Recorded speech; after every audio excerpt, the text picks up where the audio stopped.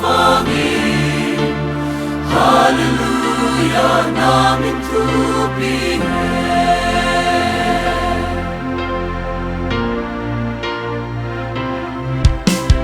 Kalampi kakalswan ng pinahihe, anwang lehaksa na munti asam. Jesu nang naom chiang ko dam naom hi, tu Jesu nang hon ne ke zomi am pani.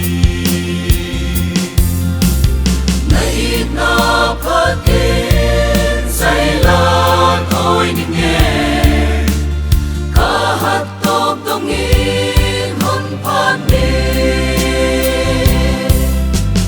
Hotam naman pangan bosak pangin. Haleluya namin tupingin.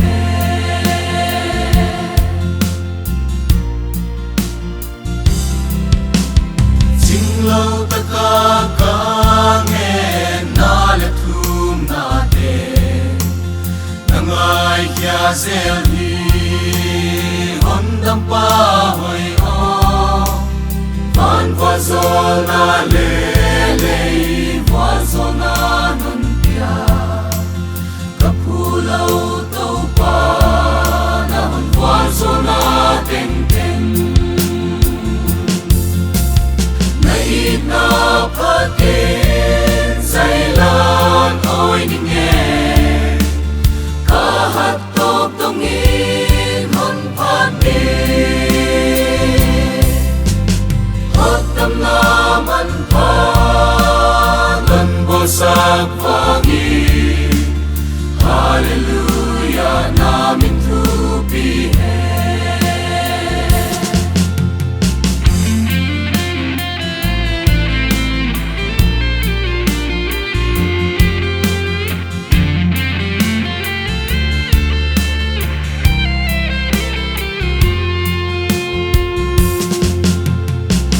Tunglung kambuay le haksan na kala, tungkal ng tokal kong yay bang anwang, mandam nuam kong tunsiang mam na telin siyang. Nait na kasang mayanog na bukim di, nait na patin sailan oy ninge, kahatop dongin hon panin. Hotam naman pangan bosak pangin. Haleluya